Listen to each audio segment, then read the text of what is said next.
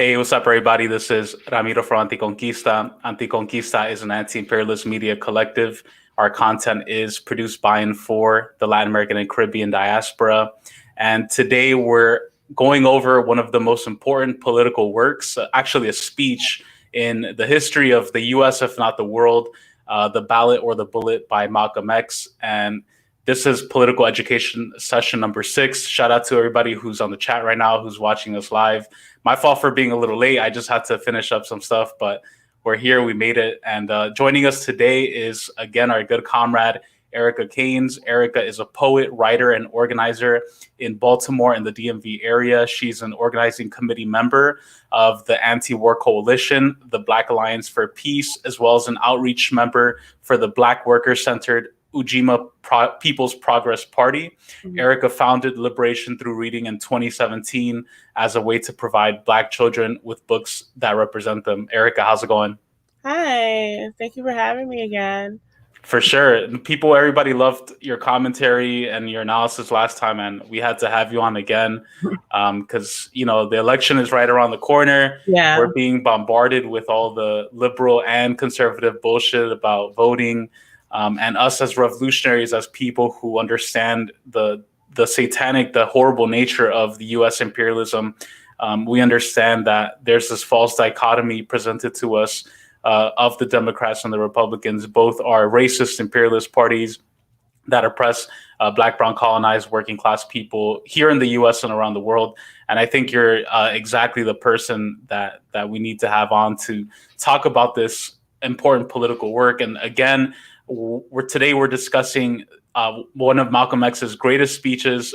For me personally, Malcolm X has been one of my biggest political inspirations from my youth. I've been reading and following his stuff, and he's just brilliant. And the way he unabashedly critiques white liberals, obviously the far right. Today we're going to go a little bit more into critiquing the white liberals. And the reason we do so is not because we're coming from the right, not because we're right wing, but because we understand that the Democrats and the white liberals are the most powerful wing of the U.S. imperialist class. As I think Glenn Ford put it once, the more effective evil. And so this is what we're going to be talking about today. Shout out to Henry Hayes in the chat. What's up, comrades? What's good? And so just some background on the Ballot or the Bullet. The speech was delivered on April 3rd, 1964 at Corey Methodist Church in Cleveland, Ohio. The speech was delivered months after the passing of the Civil Rights Act of 1964, which supposedly outlaws discrimination based on race, color, religion, sex, national origin, and sexual orientation. But we know it's bullshit. We know that it was a concession given to the people. Obviously, people fought for that as well, but it was a way to try to pacify the revolutionary momentum of the 60s, the Black liberation movement, the Chicano and Puerto Rican liberation movements. And in his speech, again, this is a few months after the Civil Rights Act in 1964, Malcolm X basically was having an internal conversation with the Black nation, the African nation in the U.S., saying, look, congratulations on winning this important act, but it doesn't stop here.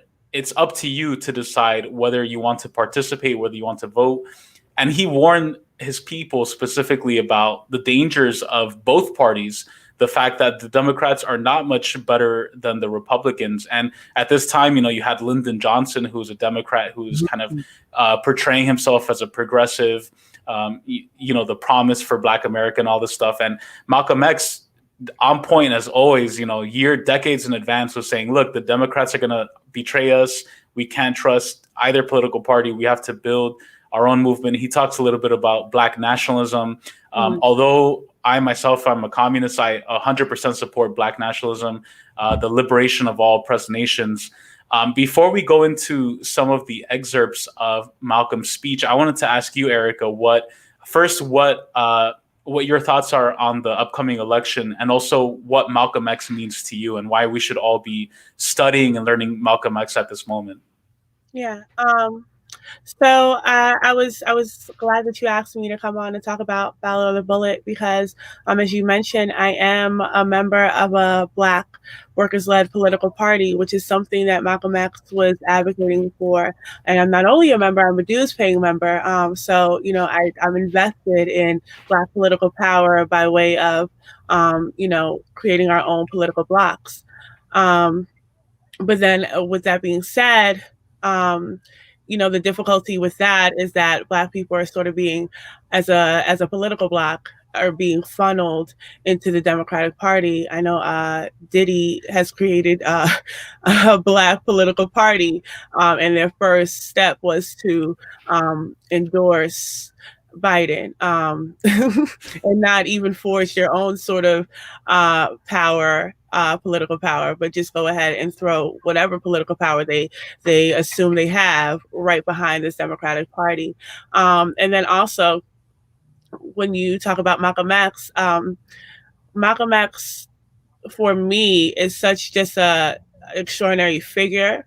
I had a chance to listen to that speech again last night, and I was just laughing to myself about how raw he, like people are sometimes talking to me like, maybe if you were like a little gentler in your commentary, people would be more receptive. And this man was like, no, y'all a bunch of chumps, and and y'all are falling for it, and you're being bamboozled and you're being hoodwinked, and but also I think it's also important to understand that as he progressed, he was a Black internationalist. When he died as a Black internationalist. And it has a lot to do with the circumstances around his death in itself. But yeah, that's very important to note, because when we look at how we're viewing the elections, especially in this binary conception of fascism, where it's only being attributed to this one man or this one sort of party, and not being like an overall broad global view of fascism and how it maneuvers and the U.S.'s role in that, and especially as a man who's come from administration that directly contributed to displacement and deaths and murders of hundreds of thousands of colonized people globally. You can't just view voting as something that's just an individual act. And I think that's what I see that people, when they do talk about voting, they're talking about their individual purposes, right? And they're not talking about something that's, even when they talk about, the local voting. And I always argue that, sure, local voting matters, but if we don't have political parties, like political power as a community, local voting is not any different from general voting, general elections, because who's placing these people on, in the election cycle? Like, how are we even coming together to say this is the person who should be running? Who's picking these people? And we have to understand that a lot of these people are part of that machine as well, even on a local level, because they have aspirations to grow. We have to think about how many senators started as city councilmen, right? and Very true. And they don't do anything. So I think that all opens the conversation for community control and what that would look like. And that is the whole purpose behind Malcolm X advocating for, even in Ballots or Bullets. I think the misconception is that he's saying, no, don't vote. What he's saying is that it's not about voting. It's about that we as a community, as a political bloc, don't have any political power. So it doesn't matter if we vote, if we don't, exactly. If we don't create that. And I wrote about that recently on her comments about the lessons that we could take from Bolivia, because it wasn't just about the vote. It's about the power that they created on a mass level of political power, from a bottom up level that forced that process to even happen. To that, and that was against the sort of all odds sort of dilemma, and they were able to at least be able to continue their vision for Bolivia. But that all became from creating that mass political bloc, and without creating that, we're going to continue to end up in these cycles of what Malcolm X was speaking on. So I truly appreciate it, especially as being a member of a Black political party that's workers led, that believes in that sort of bottom up political power that we must amass. For sure. And shout out to Hood Communists as well. Go check out Erica's article. It was actually really great piece on Hood Communists. Great analysis on that website. One of my favorite websites. And I think it's exactly right what you were saying about Malcolm X. He understood the systemic racism that's embedded in the U.S., that from the very beginning, the U.S. is a white settler colonial imperialist project. And the whole system needs to be dismantled and replaced with something new. And I think what was brilliant about Malcolm X was that he was very accurately critiquing U.S. empire and wanting to destabilize it. But he was also wanting to build something new. He was talking about supporting Black small businesses, supporting Black families, supporting Black nationalism. And I think that, as you mentioned, as he became more internationalist, he was also able to connect it with third world struggles across the world, Vietnam, Cuba, Algeria. And I think, Malcolm X's political transition is just so inspiring, because you're talking about someone whose family was victims of horrible racism, whose family was attacked by the KKK, who was systemically oppressed in the cities, and was able to become one of the biggest revolutionary heroes of the 20th century. And so for me, it's really just an honor to be able to talk about Malcolm X. I think everybody should be studying and learning his stuff right now. So I want to jump right into it. We have some clips prepared for you all from Malcolm X's speech. Again, this is the Ballot or the Bullet from 1964, his famous speech right after the passing of the Civil Rights Act. And so the first clip we're going to play for you all is Malcolm X talking about the political and economic philosophy of Black nationalism and what that means in the context of U.S. imperialism. The political philosophy of Black nationalism only means that the Black man should control the politics and the politicians in his own community. The time when white people can come in our community and get us to vote for them so that they can be our political leaders and tell us what to do and what not to do is long gone.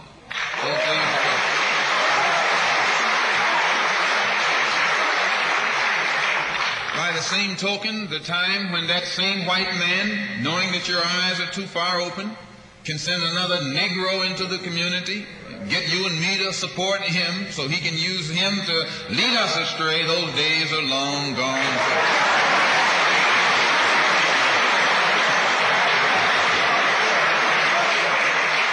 The political philosophy of Black nationalism only means that if you and I are going to live in a Black community, and that's where we're going to live, because as soon as you move into as soon as you move out of the Black community into their community, it's mixed for a period of time, but they are gone, and you're right there all by yourself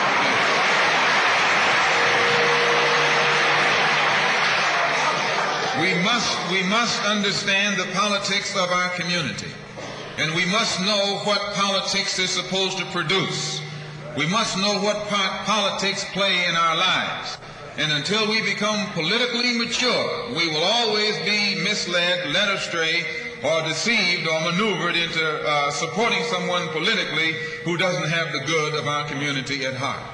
So the political philosophy of Black nationalism only means that we will have to carry on a political program of re-education to open our people's eyes, make us become more politically conscious, politically mature.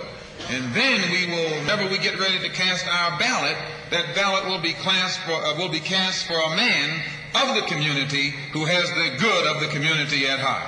And the economic philosophy of Black nationalism only means that we should own and operate and control the economy of our community. You would never find, you can't open up a Black store in a white community. White man won't even patronize you. And he's not wrong. He got sense enough to look out for himself. And you who don't have sense enough to look out for yourself.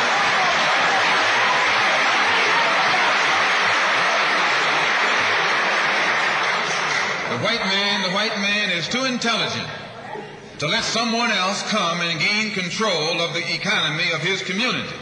But you will let anybody come in and control the economy of your community.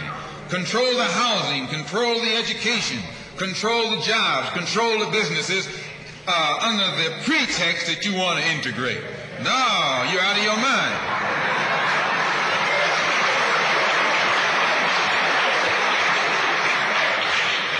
The economic philosophy of black nationalism only means that we have to become involved in a program of re-education to educate our people into the importance of knowing that when you spend your dollar out of the community in which you live, the community in which you spend your money becomes richer and richer. The community out of which you take your money becomes poorer and poorer. And because these Negroes who have been misled and misguided are breaking their necks to take their money and spend it with the man is becoming richer and richer, and you're becoming poorer and poorer. Wow, just amazing. Yeah. It's so inspiring to hear Malcolm X's words, and he's just funny as fuck. He goes in, and what I love about Malcolm X is he's not, like, unfortunately, he's not like quote unquote politically correct. He says things the way he feels them. It's pure heart, pure emotion, and he's not talking on some like DNC talking points. He's calling it like it is. But what'd you think about that one excerpt, Erica? Well, there's a few things. To your point, I value that sort of passion. I know that, again, I like to say that people always say, there's you get more flies with honey or whatever that saying is. But honestly, I think that it's a battle of narratives that we're facing. We have to have the stronger freaking narrative. We have to have the stronger voice, because it's our lives that we're talking about. This is not like a game or a joke. And then people only engage politically through the power of voting every 4 years. So through that aspect, of course, others seem, extreme when we're like, no, this isn't it, because they're not as engaged in the process outside of this one specific arena. But yeah, to his point, I think, again, that's about community control and how we view that, and just implementing that sort of process of creating ways to have, Black political power. And that's also something Kwame Ture also talked about, reviewing everything through these binaries and these dynamics of Democrat and Republican, Democrat good, Republican bad, without viewing the entire system as a whole, and who benefits and who doesn't. And to Malcolm X's point, I think the point about the economic structure, we too have to also reevaluate what is supposed to look like, because we have a small Black business class that is that typically side against the working class, the Black working class, and these are the businesses that we need to, quote unquote, support to fundamentally sustain some sort of economic power. But these are also the people who, are not invested in the working class. So we have to have serious conversations about class consciousness and class dynamics and class analysis, because that is what's lacking severely, and that's what always ends up in the fold. Even when we look at Black celebrities and who they are throwing their whatever it is that they have. Any kind of power, well, influence is probably the better word, but they're all throwing their influence behind these particular or specific politicians. But for me, I'm always like taken aback when it's like so much rage when it's Trump, but no one cares when it's Biden. Like on the very same day I saw the picture of Wayne and Trump, I saw a press conference with Jeezy and Biden. So for me, and to that point, well, even what Ice Cube received for that plan, there was no discussion about that actual plan, but more so that he actually had, the audacity, I guess, is the way to take it to Trump, to go around the Black pundit class and go to Trump directly.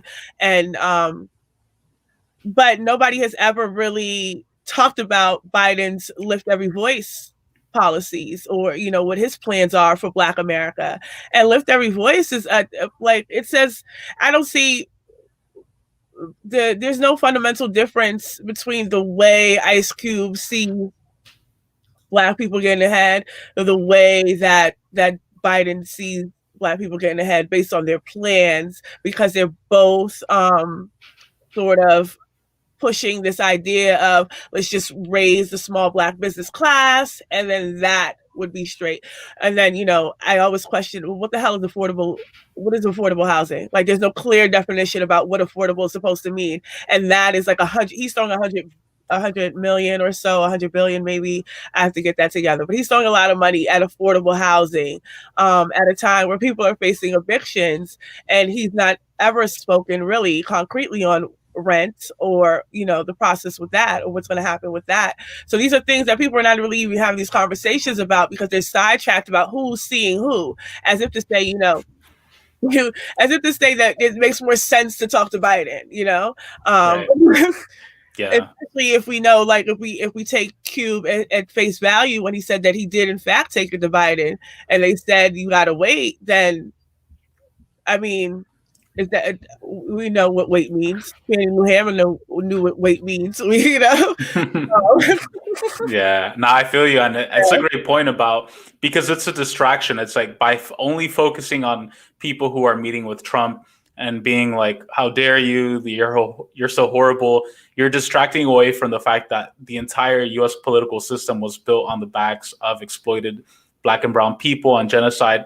The whole two-party system is corrupt. Let's not forget that under the Democrats, you had, for example, when Bill Clinton was the governor of Arkansas, where he was part of the whole Iran-Contra scandal in terms of cocaine being flooded in by the Contras from Nicaragua who were fighting the Sandinistas, and he was allowing them to bring drugs into the Arkansas airports that were then later distributed to cities across the U.S., New York, L.A., to purposefully and intentfully attack Black liberation movements, the Panthers, BLA, and also the Young Lords and the Brown Berets. And so it's just like the Democrats are just as complicit. Let's not forget also Obama. Obama's presidency as a Democrat, he expanded AFRICOM. I know that's something that you've been involved with yourself as well, fighting against AFRICOM. Under Obama, he expanded AFRICOM, drone strikes in the Middle East. He also helped orchestrate the U.S.-backed coup in Honduras, where my family's from. And actually, after the U.S. coup in Honduras, the people who have been hardest hit are Black and Indigenous people, because after the coup government was installed by Obama's administration, they have been privatizing and selling off ancestral Garifuna lands, indigenous lands, to multinational companies. And now you have all these people leaving, Black women from Honduras, from other parts of Central America who are coming through the border. And it's just crazy, because it's like, for me, it's like, the Democrats don't get as much heat. And that's the reason, like, we're kind of going in on the Democrats especially. Yeah. But the reason we're doing so is because so much of the propaganda is like, let's vote Trump out. Come on, let's express democracy. And it's just bullshit. Without and for me, I feel like it's a sort of a willful ignorance to create this this mystification around Trump, because that's really what it's like, a spectacle around this man, and it's not anything that's actually anything significantly different than what we were facing under any other president.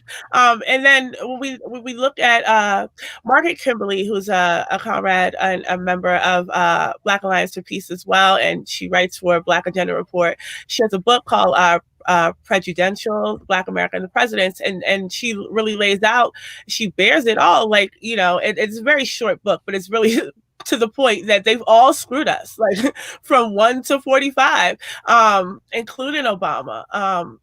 But the ways in which certain presidents are talked about, like Roosevelt, like Lyndon B. Johnson, like Clinton, like Obama, primarily because they are seen in opposition to the overt racists that coincidentally were, good friends of Biden's during those times.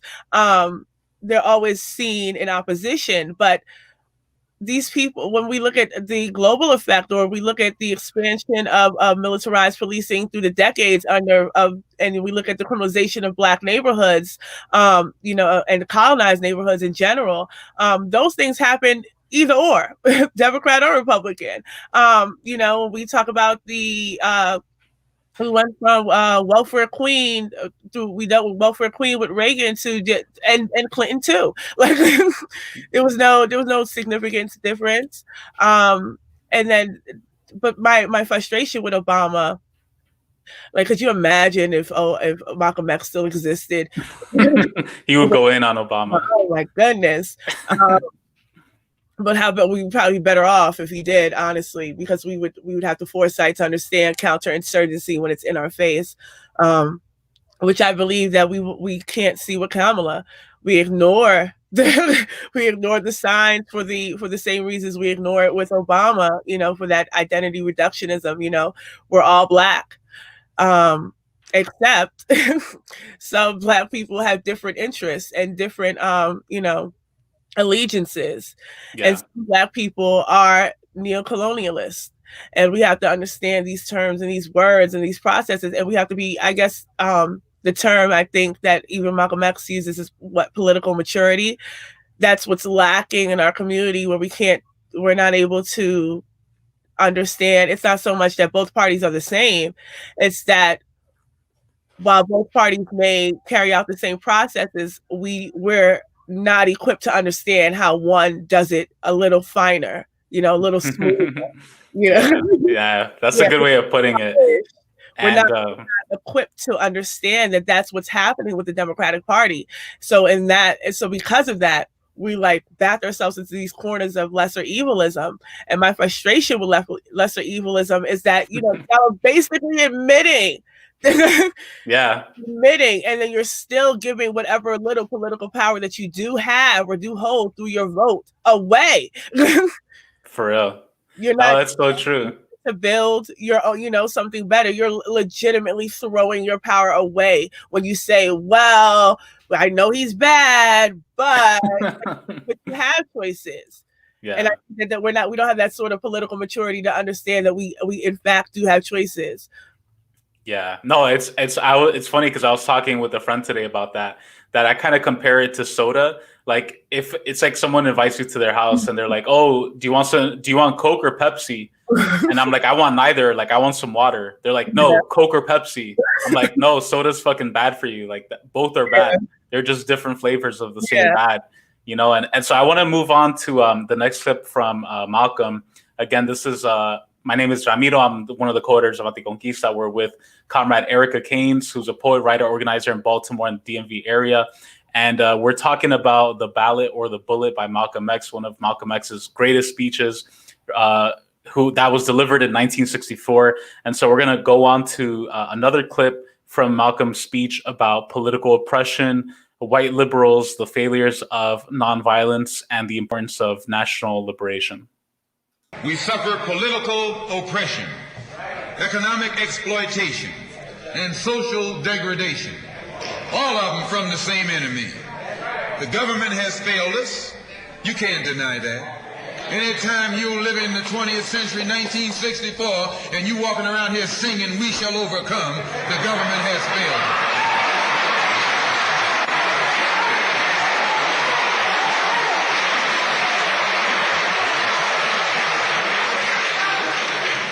This is part of what's wrong with you.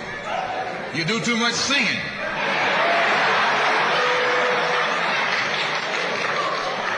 Today it's time to stop singing and start swinging.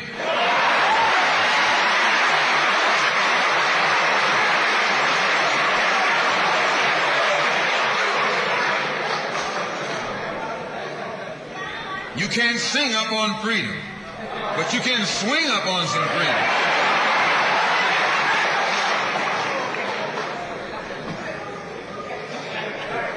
Cassius Clay can sing, but singing didn't help him to become the heavyweight champion of the world. Swinging helped him become the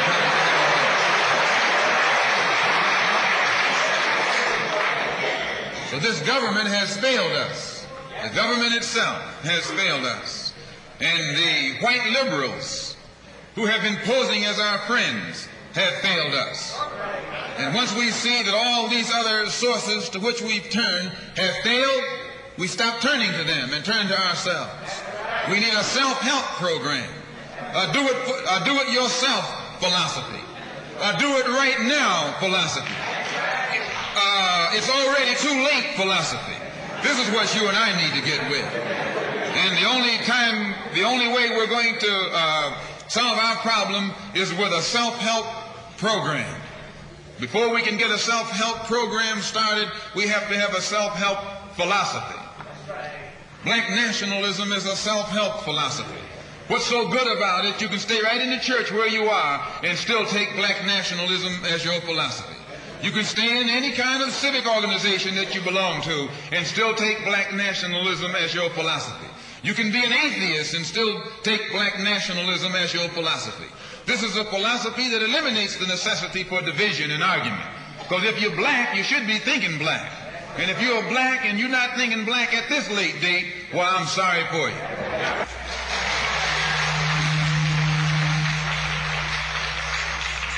Once you change your philosophy, you change your thought pattern.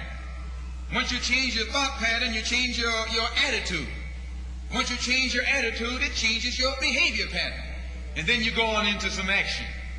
As long as you got a sit-down philosophy, you'll have a sit-down thought pattern.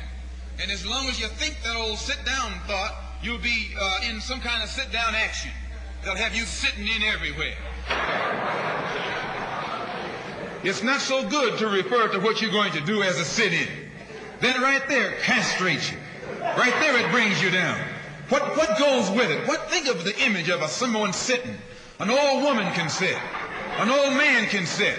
A chump can sit. A coward can sit. Anything can sit.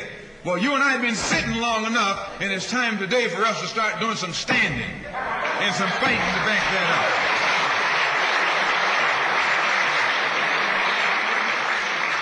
When we look at other parts of this earth upon which we live, we find that black, brown, red, and yellow people in Africa and Asia are getting their independence.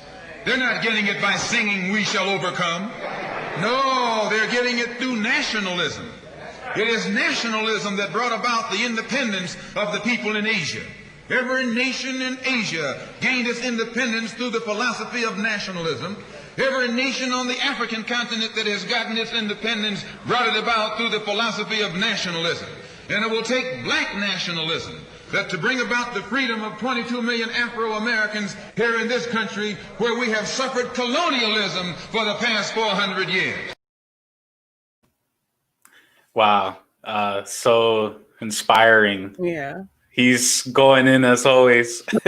Yeah. What'd you think about that like excerpt, the emphasis in which he says chumps would just never but yeah.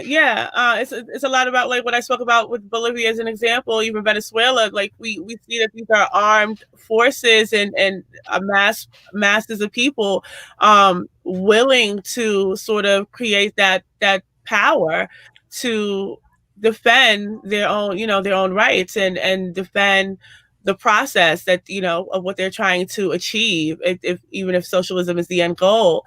And we're not seeing that here. But we're not seeing that here for a specific reason. We are out organized. Anya, it says that a lot. That Anya Satua. Oh, shout out to Anya. That's what's up. She of her Caines and a PRP of New Mexico chapter, dope speaker. But she even says that so much that we are out organized, and that's why I said this is a battle of narratives that we're facing here, especially when we look at how we are being sort of censored online. So these are not conversations that are like mainstream conversations being had. Even when we talk about local media, we have to talk about radio, urban radio, and how the part that they play in it. Besides the walls of MSNBC and Fox, there's a whole bunch of sort of interconnecting, mass organized process to funnel our asses into the Democratic Party. Like that's essentially what it is, because we have to understand that's where the money is. Right. So if everybody wants to stay afloat, and I look at these old debates that around that era of all these different coalitions of different types of Black organizations. And everybody didn't have the same belief. And even in this speech, even if he's in the speech, he starts off with saying, you know, I'm a Muslim and that's a Christian and he's a Christian and we just leaving our religions at home because that's not the issue. We have one common enemy. So even then, you know, we can look back and see that there were all these different coalitions, not so much of like, you know, like minds, but a like goal. And that's lacking here even now because it's so separatist in our revolution. That's why I always cackle about like, what the hell is leftism? I don't know what that is. I barely know what a U.S. left is. You know, the one stance we should have here is anti-imperialism, and that seems to be on shaky fucking grounds. That seems to be like I don't know, should we? Like, so you know, it's very hard to get that. Like with white liberals again, the new Supreme Court justice, the Girl Scouts of America, I guess praised her, you know, that again, identity reductionism, sort of, every woman is a woman, yay, women. But so people were like, oh my God, but she wants to take away women's rights and she wants to do this, and you know, they were backlash against Girl Scouts of America. But for me, for the last 3 years, I've been screaming that Girl Scouts of America has a partnership with Raytheon, a full-ass partnership with a war manufacturing company, you know, a weapons manufacturing company that's responsible for so much mass genocide and murder, specifically in Gaza, you know, specifically against Palestinians, and no one talks about it. No one talks about it because it's under Girls in STEM.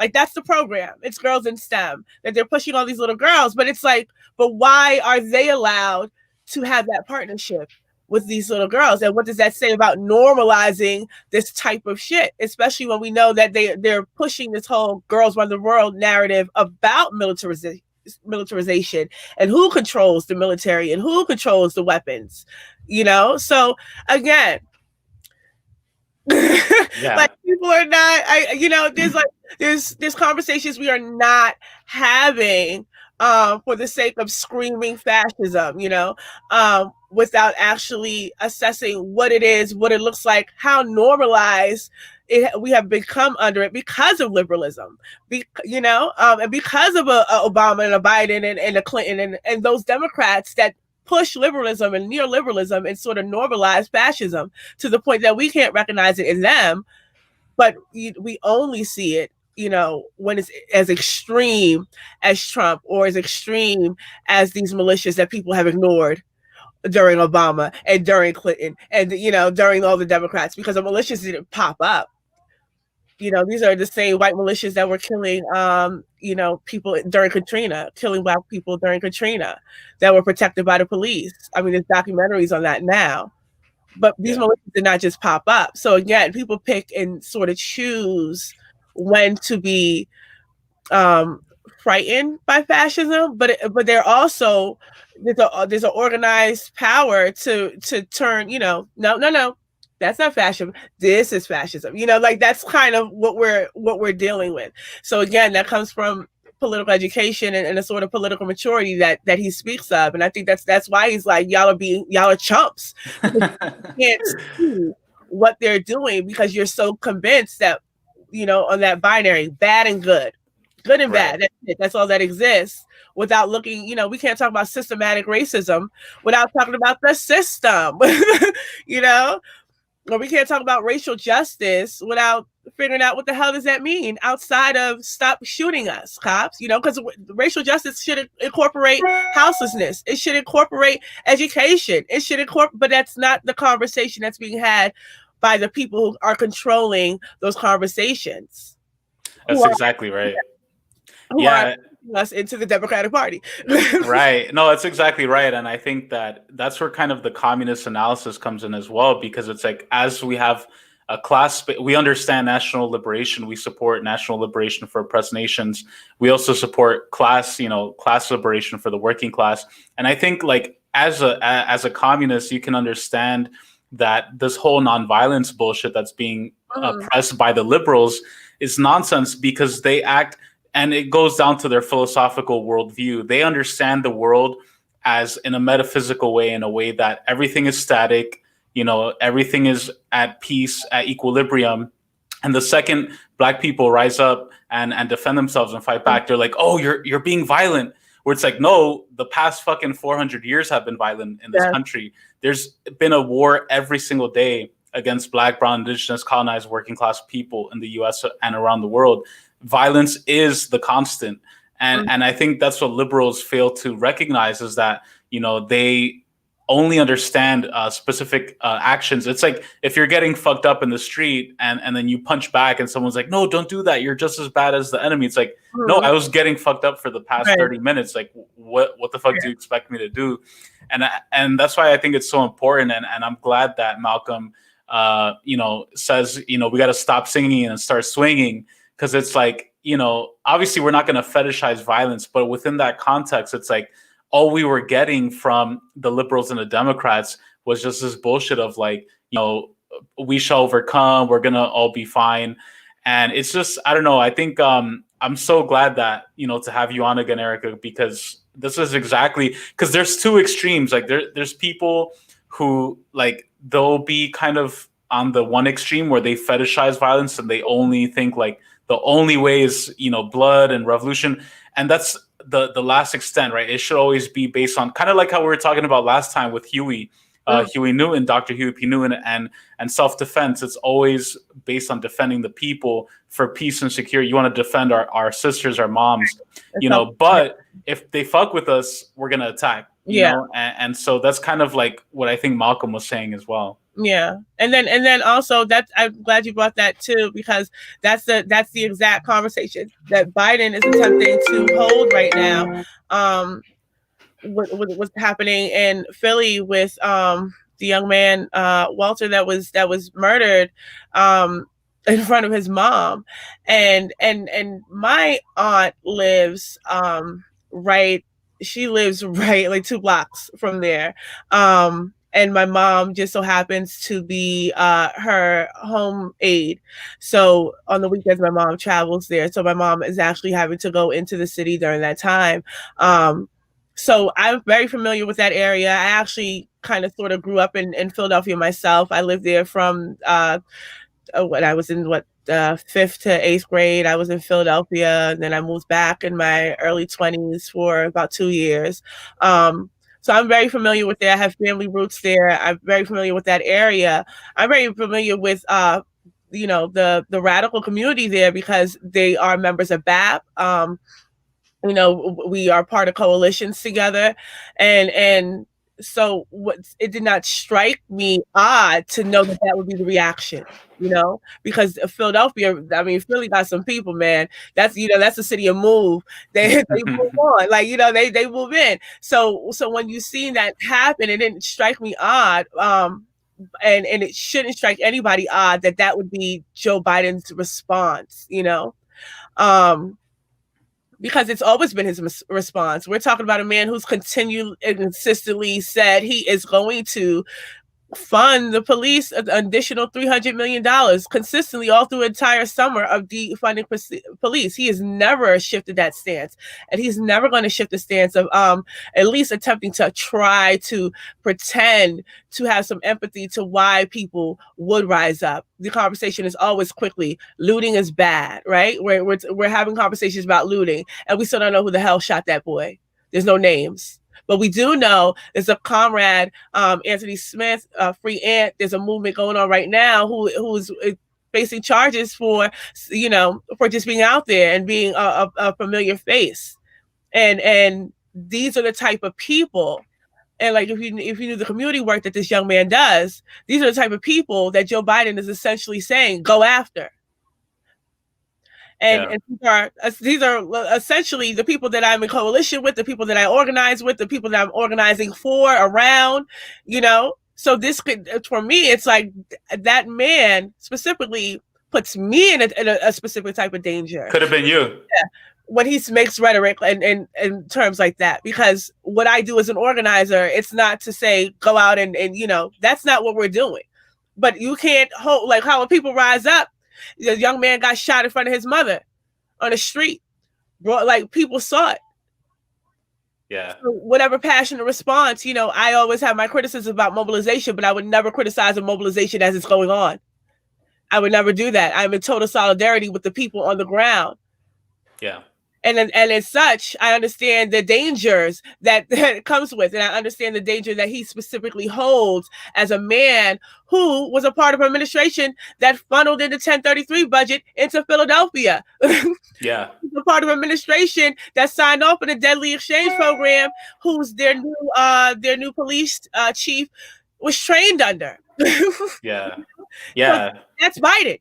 All of these policies and all the roads lead back to this man. So for me, it's like, why would I, and that's liberalism, because we don't understand the ways that it works and the way that it plays out. And I think that that's what Malcolm X was speaking to, that we are not seeing how these things are playing out because we are so busy siding with people to condemn our own about violence and what violence should look like.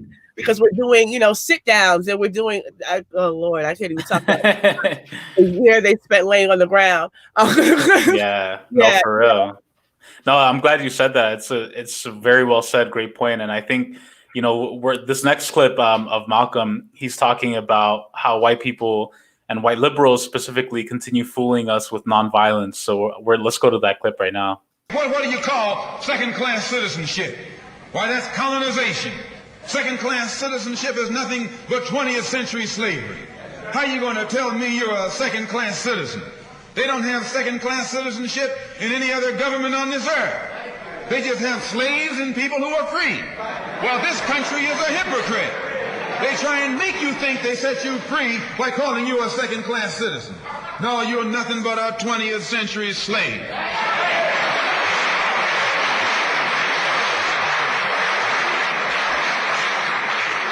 Just as it took nationalism to remove colonialism from Asia and Africa, it'll take black nationalism today to remove colonialism from the backs and the minds of 22 million Afro-Americans here in this country.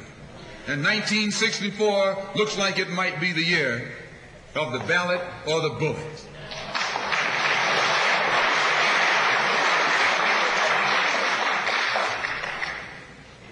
Why does it look like it might be the year of the ballot or the bullet? Because Negroes have listened to the trickery and the lies and the false promises of the white man now for too long. And they're fed up. They've become disenchanted. They've become disillusioned. They've become dissatisfied. And all of this has built up frustrations in the black community that makes the black community throughout America today more explosive than all of the atomic bombs the Russians can ever invent. Whenever you got a racial powder keg sitting in your lap, you're in more trouble than if you had an atomic powder keg sitting in your lap.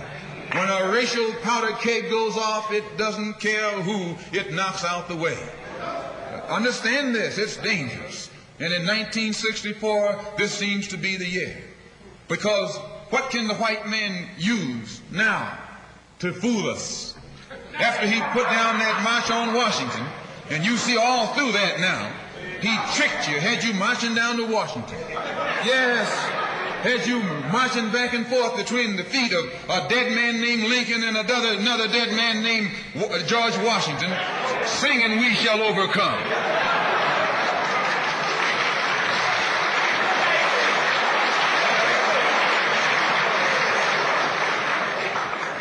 He made a chump out of you. He made a fool out of you.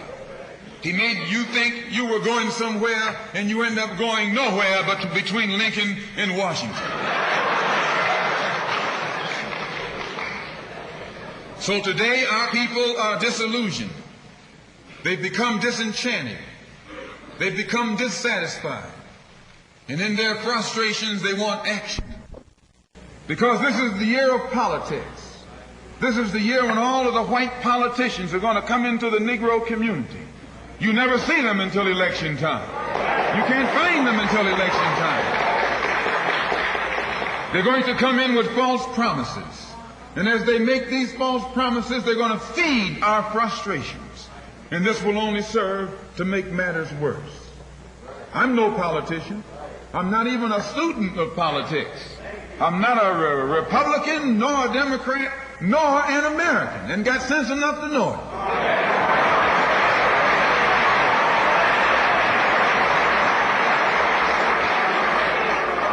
I'm one of the 22 million black victims of the Democrats.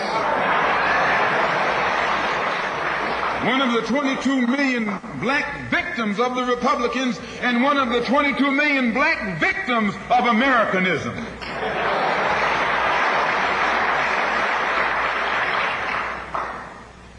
And when I speak, I don't speak as a Democrat or a Republican, nor an American.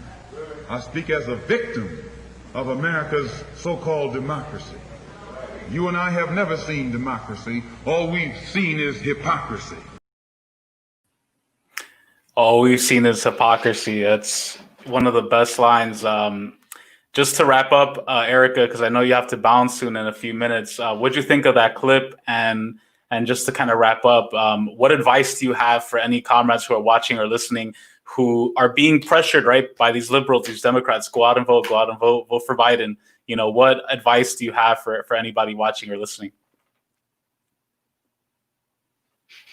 Oh, let me unmute you. Hold on.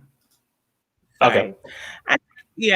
I have nieces and nephews and younger cousins who are first-time voters who are being sort of pushed in that direction by people who are more or less uninformed voters, which is I don't think people talk about that enough.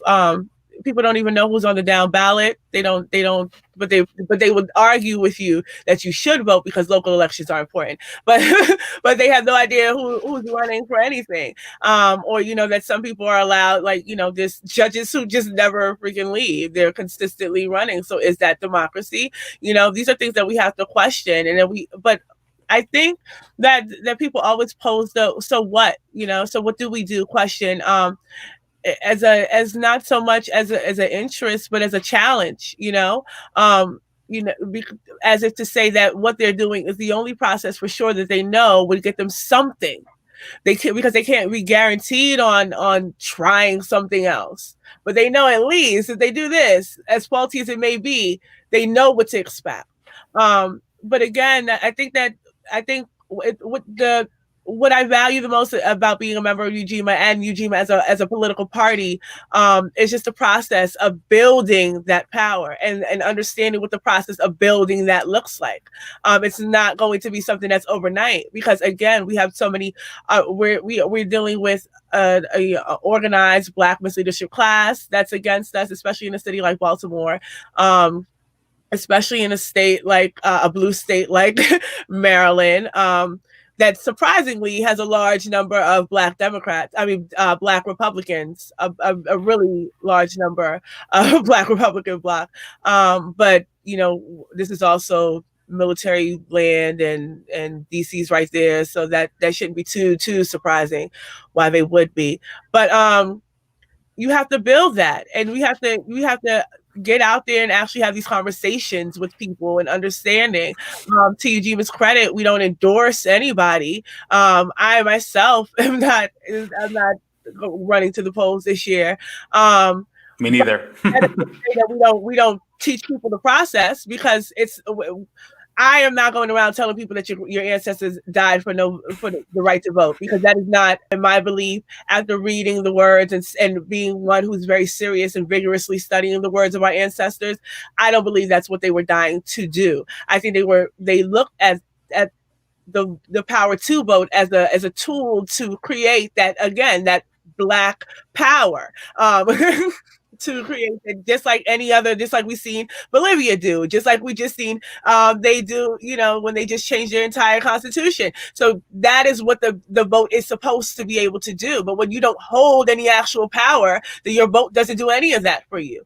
So that's about creating that power within your own communities. But to Ujima's credit, we do make sure that people understand what the hell is on the ballot, that you're not blindly just going in there. We do try to support the political education around that, and we do have political education. Well, now it's online every other week. Where we have it's called the Fannie Lou Hamer Political Education sessions that we do for 2 hours every other week on a Monday, where we have these discussions about what building Black power and Black political power should look like, what organizing should look like, what mobilization should look like, what supporting communities should look like.